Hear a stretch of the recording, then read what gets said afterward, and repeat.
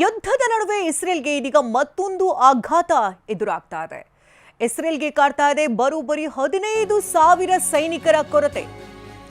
ಯುದ್ಧವನ್ನ ಮುಂದುವರಿಸುವಂತಹ ನಿಟ್ಟಿನಲ್ಲಿ ದೊಡ್ಡ ಆಘಾತ ಇದು.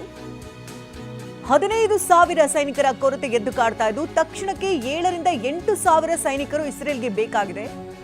ಐಡಿಎಫ್ ಮುಖ್ಯಸ್ಥ ಇಯಾಲ್ ಜಮೀರ್ ಹೇಳಿಕೆಯನ್ನ ಕೊಟ್ಟಿದ್ದು, ಸೇನೆಯ ಶಕ್ತಿ ಕುಸಿತಾ ಇದೆ ಅಂತ ಸೇನಾ ಮುಖ್ಯಸ್ಥ ಹೇಳ್ತಿದ್ರು.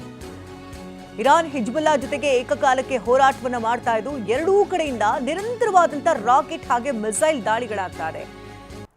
ಇರಾನ್ ಮೇಲೆ ಭೂದಾಳಿಗೆ ಅಮೆರಿಕ ಸಿದ್ಧತೆಯನ್ನ ಮಾಡಿಕೊಳ್ತಾ ಇದ್ದು ಮಧ್ಯಪ್ರಾಚ್ಯದತ್ತ ಸಾವಿರಾರು ಅಮೆರಿಕ ಸೈನಿಕರನ್ನ ಈಗಾಗಲೇ ರವಾನಿಸಲಾಗಿದೆ. ಒಂದು ಕಡೆ ಕದನ ವಿರಾಮ ಅಂತ ಹೇಳ್ತಾ ಇದ್ರು ಕೂಡ ಮಧ್ಯಪ್ರಾಚ್ಯದತ್ತ ಸಾವಿರಾರು ಅಮೆರಿಕ ಸೈನಿಕರನ್ನ ರವಾನೆ ಮಾಡ್ತಾ ಇರೋದಕ್ಕೂ ಯಾಕೆ ಎನ್ನುವಂತಹ ಪ್ರಶ್ನೆ ಬರುತ್ತೆ. ಅಮೆರಿಕ ಸೇನೆ ಎದುರಿಸೋದಕ್ಕೆ ಇರಾನ್ನಿಂದಲೂ ಕೂಡ ಸಕಲ ಸಿದ್ಧತೆಯನ್ನ ಮಾಡಿಕೊಳ್ಳಲಾಗಿದೆ.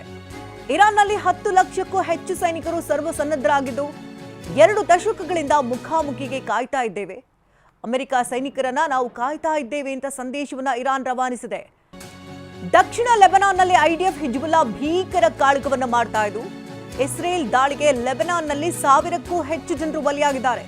121 ಮಕ್ಕಳು 83 ಮಹಿಳೆಯರು ದಾಳಿಯಲ್ಲಿ ಸಾವನ್ನಪ್ಪಿದ್ದು 3,000ಕ್ಕೂ ಹೆಚ್ಚು ಜನರಿಗೆ ಗಾಯಗಳಾಗಿದೆ ಅನ್ನೋದ್ರ ಬಗ್ಗೆ ಮಾಹಿತಿ ಸಿಗ್ತಾ ಇದೆ. ಇಸ್ರೇಲ್ ಸೇನೆ ಮೇಲೆ ಹಿಜ್ಬುಲ್ಲಾ ಗೆರೆಲ್ಲಾ ದಾಳಿಯನ್ನ ಮಾಡಿದ್ದು ಐಡಿಎಫ್ ಯುದ್ಧ ಟ್ಯಾಂಕ್ ಮೇಲೆ ರಾಕೆಟ್ ಅಟ್ಯಾಕ್ ಅನ್ನ ಮಾಡಿದೆ. ಇಸ್ರೇಲ್ನ ಮೆರ್ಕಾವಾ ಟ್ಯಾಂಕ್ ಮೇಲೆ ಭೀಕರ ದಾಳಿಯನ್ನ ನಡೆಸಿದ್ದು ಎಫ್ಪಿವಿ ಡ್ರೋನ್ ಮೂಲಕ ಹಿಜ್ಬುಲ್ಲಾದಿಂದ ದಾಳಿಯನ್ನ ನಡೆಸಲಾಗಿದೆ. ದಾಳಿಯ ವಿಡಿಯೋವನ್ನ ಇದೀಗ ಹಿಜ್ಬುಲ್ಲಾ ಸಂಘಟನೆ ರಿಲೀಸ್ ಮಾಡಿದೆ. ಇಸ್ರೇಲ್ ಮೇಲೆ ಈಗ ದಾಳಿಯನ್ನ ಮುಂದುವರಿಸಲಾಗ್ತಾ ಇದ್ದು ಹಿಜ್ಬುಲ್ಲಾ ಗೆರೆಲ್ಲಾ ದಾಳಿಯನ್ನ ಮಾಡ್ತಾ ಇದೆ. ಐಡಿಎಫ್ ಯುದ್ಧ ಟ್ಯಾಂಕರ್ ಮೇಲೆ ರಾಕೆಟ್ ಅಟ್ಯಾಕ್ ಅನ್ನ ಮಾಡಿದೆ.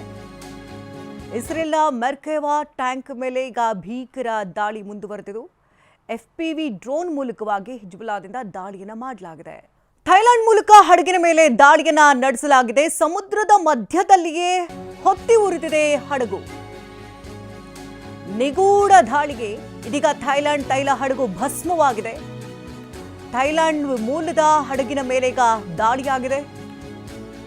ತೈಲ ಹಡಗು ಭಸ್ಮವಾಗಿದ್ದು ಇರಾನ್ನ ಕೆಶ್ಮ ದ್ವೀಪದ ಬಳಿ ಹಡಗಿನ ಮೇಲೆ ದಾಳಿಯಾಗಿದೆ.